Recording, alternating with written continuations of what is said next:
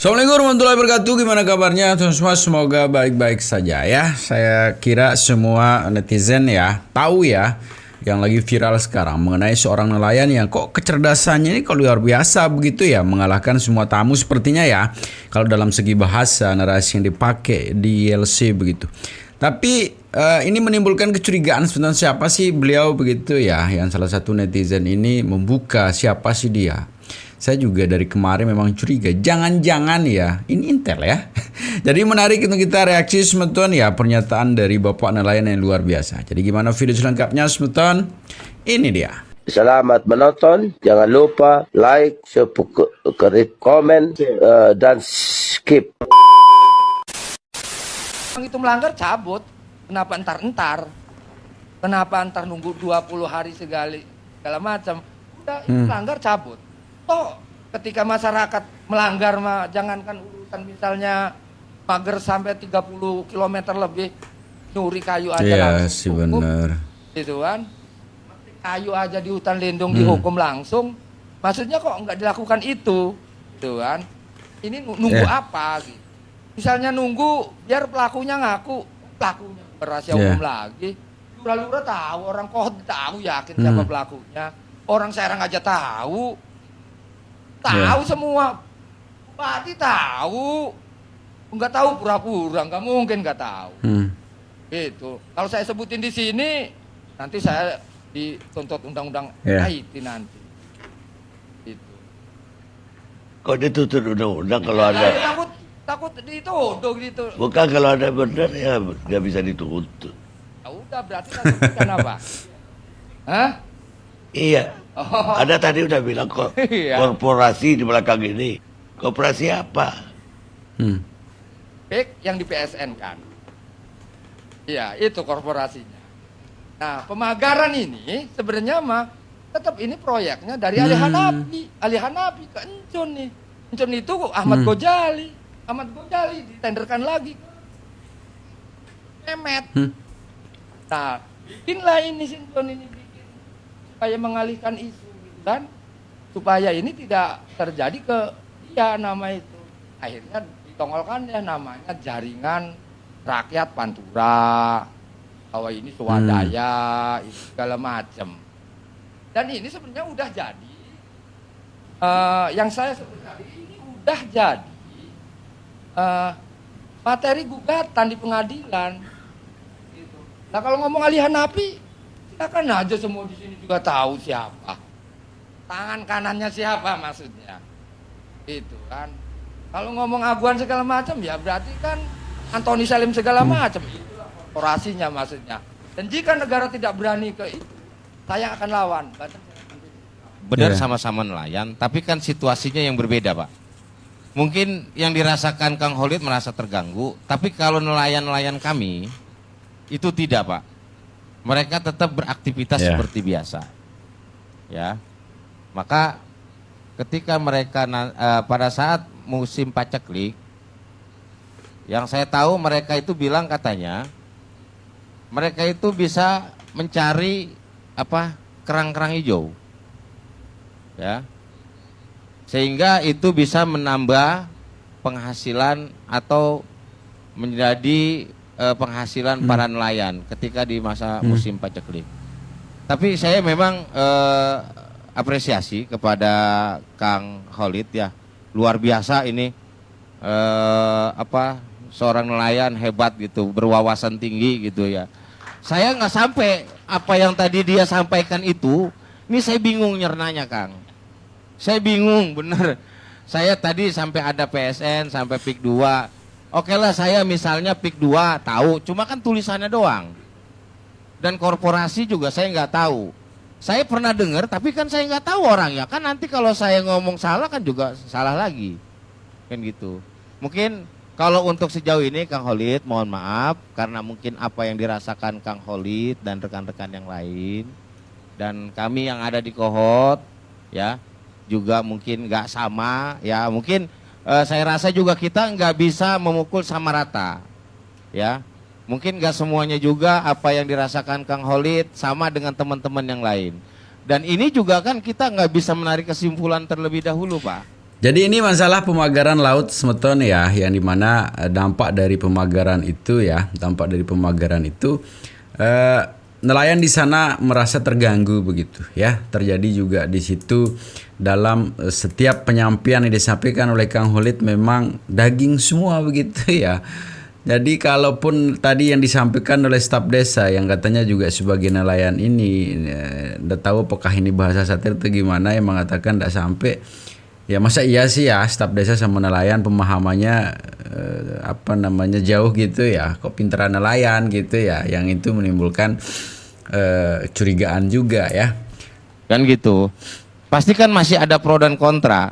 Nah saya nggak tahu. Misalnya kalau teman-teman nanti lebih banyak yang mana, lebih kontranya setuju apa tidak setuju misalnya, ya kan? Gitu. Nah cuma gini, jujur aja kalau misalnya untuk kohot, kita jujur tidak merasa ada gangguan. Mungkin itu aja Kang Holid, terima kasih. Ya. Terima kasih. Ya. Mungkin sedikit tanggapi ya. Ya. Ya. Ya artinya saya pengen investigasi nih kalau siapa namanya? Tarsin. Tarsin bener. Oh iya. Takutnya model-model begini staf desa doang, Pak. Ya, makanya dulu tunggu. Ini perlu. Takutnya. Ya, saya klarifikasi juga, saya klarifikasi ya. Oke, saya klarifikasi. Nggak apa-apa. Ini kita di publik, semuanya kita biar terbuka juga. Nggak apa-apa. Mohon maaf. Nggak apa-apa. Saya juga sama. Justru saya yang merasa mewakili orang Kabupaten Tangerang. Kang Holid saja, ya. Orang dari Serang segitu perhatiannya dengan Kabupaten Tangerang, apalagi kami warga Tangerang jelas punya tanggung jawab. Amin. Ya, tolong itu. Amin. Terus kalau terkait saya, mohon izin Kang Holid ya, kita bersaudara semua di sini. Kalau terkait dengan saya, kan saya dari awal udah bilang saya mewakili nelayan, karena pada waktu itu saya memberitahukan kepada nelayan saya, coba tuh ada konferensi pers, coba ngomong sono. Waduh, saya takut kata dia. Waduh, ada karena saya dikonfirmasi, akhirnya saya datang kan, karena nelayan-nelayan saya takut, karena nggak biasa. Mohon izin Pak Karni. Jadi karena nggak berani itu, ya udahlah. Saya ngomong, saya waktu itu pun mewakili nelayan. Dan itu pun saya hasil bertanya kepada teman-teman saya, kelompok nelayan yang ada di Kali Cisadane, Kang. Nama kelompoknya? Iya, enggak, bukan nama kelompoknya. Apa? Kelompok nelayan Kali Cisadane. Ya. Maksudnya biar saya ingat itu. Oke. Biar saya main ke kohot. Ya, nggak apa-apa, kita silaturahmi, kita tali. Artinya nelayan juga nggak boleh blow on amat. Saya setuju kalau nelayan itu nggak boleh bodoh. Oke, setuju. Sering banyak makan ikan yang seger-seger kok. Oh ya. Gitu kan. Tapi gini, Kang, ya. Tapi gini, ya. Kebetulan karena saya juga staf desa di pelayanan. Begitu dong, artinya. Iya, makanya kan saya juga perlu mengklarifikasi. Justru tadi sebelum-sebelumnya juga saya diundang oleh ILC ini. Saya terima kasih Pak Karni.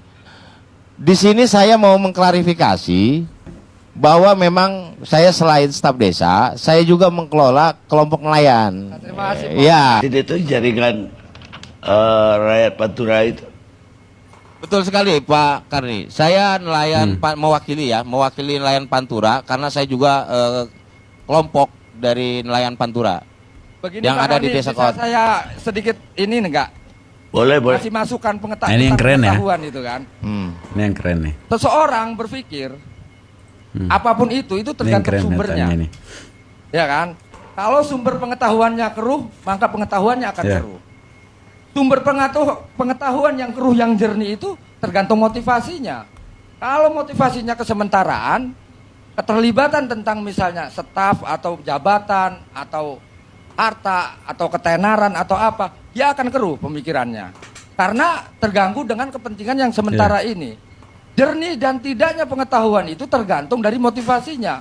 Kalau motivasinya keabadian, dikarenakan Allah, maka yakin pengetahuannya akan jernih.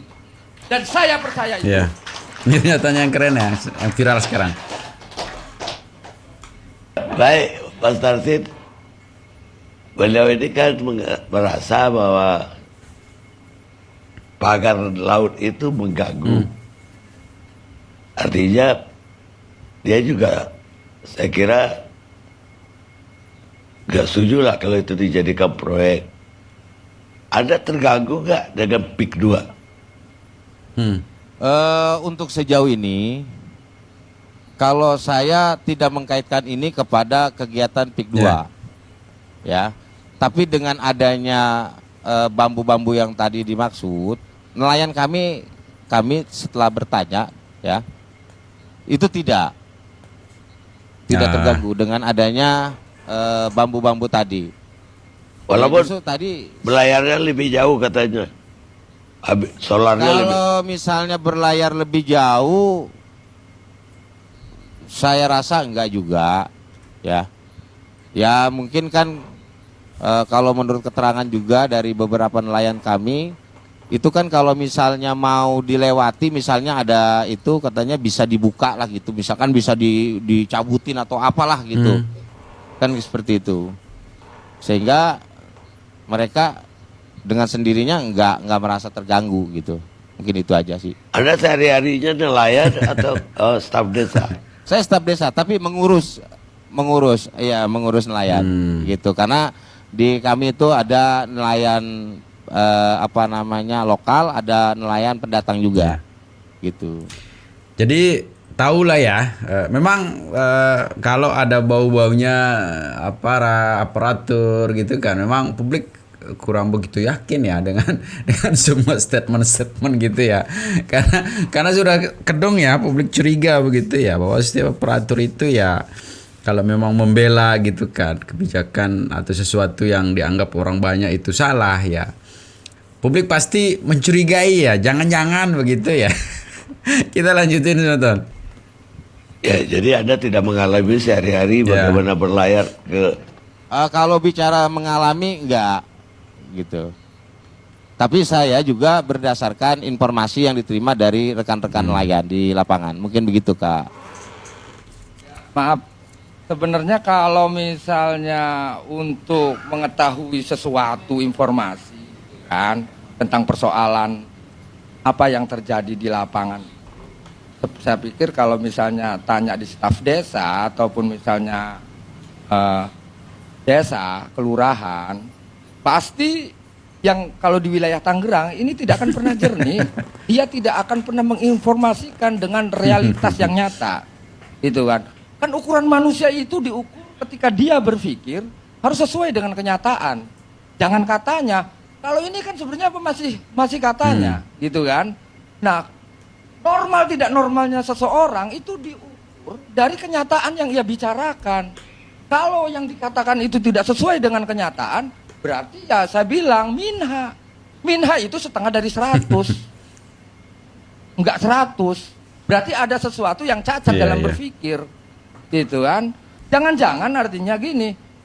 Bagaimana ini proyek yang sedang berlanjut, misal ada penggusuran, ada pemagaran laut, ada penimbunan sungai gitu kan. Tanya sama lurah misalnya. Dia enggak pernah dirugikan, semua lurah kayak lurah Moncong, lurah Keronjo gitu kan. Termasuk yang di Kohot, yang lainnya, bicara dan bikin konten, bikin TikTok ataupun apa, itu dia merasa tidak terganggu dan ini sangat menguntungkan gitu. Ya wajar karena ada keuntungan dari transaksi tanah itu. Bahkan lurah pun pada jadi calo di situ. Kira-kira secara hukum bener apa enggak ketika lurah jadi calo? Gitu kan? Kira-kira ini mah. Yo hadirin yang ada di sini, kira-kira lurah jadi calo tanah halal apa enggak, gitu aja.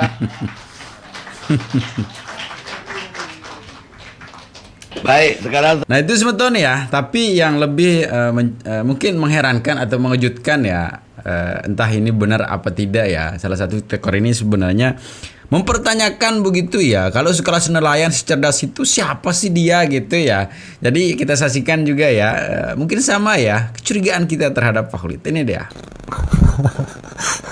Ini bener banget sih, ini bener banget. Wajar banget kalau ada orang berpendapat seperti ini. Karena memang Pak Kolik itu ngomongnya pinter banget ya. Didengarnya enak, intonasinya pas. Terus dia itu ngomong pakai analogi ya. Dia cerdasnya dia ngomong pakai analogi yang orang awam itu nggak tahu ya analogi itu apa. Tapi setelah diucapkan Pak Kolik, kita bisa dengar dengan logika, masuk logika gitu loh. Bahkan Pak Kolik itu sampai mengutip buku. Jadi saya menduga Pak Kolik ini bukan orang biasa. Kalaupun sekarang dia ini nelayan, tapi saya menduga dulu waktu muda dia bukan orang biasa. Entah dia orang terpelajar atau dia mantan apa ya, saya nggak tahu ya. Coba teman-teman yang tahu kasih tahu saya dari komen. Jadi kalau yang nonton kemarin di LC ya, Pak Kolik itu lebih dominan dari yang lain. Dari yang katanya mahasiswa, tapi ternyata dia itu dosen, si Sandi. Terus banyak lagi di situlah orang-orang intelektual. Tapi yang cara bicaranya paling intelektual itu Pak Kolik. Itu menurut saya ya. Nggak heran banget kalau ada orang berpikiran begini. Ada yang berpikiran ini intelijen gitu ya. Ini nggak heran ya. Kalau ngeliat dari Pak Kolik udah setua itu, tapi ngomongnya masih bagus gitu. Mungkin introspeksi diri ya kepada pejabat-pejabat ya. Jangan beranggapan sekarang bahwa rakyat kecil itu adalah rakyat yang tidak tahu apa-apa begitu ya, baik secara pikiran maupun secara perlakuan begitu ya. Apalagi sekarang dengan terbukanya sosial media, ini ini introspeksi ya, bahwa rakyat sekarang ini sudah cerdas-cerdas ya. Rakyat ini sekarang sudah cerdas. Tapi kenapa sih mereka tidak sevulgar bicaranya? Ya karena anda ini kan ngancam dengan jangan-jangan nanti melanggar ITE, melanggar ini, melanggar itu, Anda ancam dengan hukuman begitu ya. Yang dimana bisalah kita tebak sekarang bagaimana proses hukum. Tapi saya berharap sebetulnya ini juga ada perubahan di segi hukum gitu ya, biar perlakuan kita sama terhadap hukum. Karena kita tahu kemarin-kemarin begitu ketimpangan yang terjadi, yang dimana di situ merugikan negara 700 triliun gitu ya. Hukumannya sama dengan hanya kemarin menyiram mata seseorang yang kurang ajar begitu ya, hukumannya sama. Tapi intinya kita masyarakat netizen ya, selalu berpesan untuk kita harus tetap jaga persatuan nasional kita ya. Assalamualaikum warahmatullahi wabarakatuh.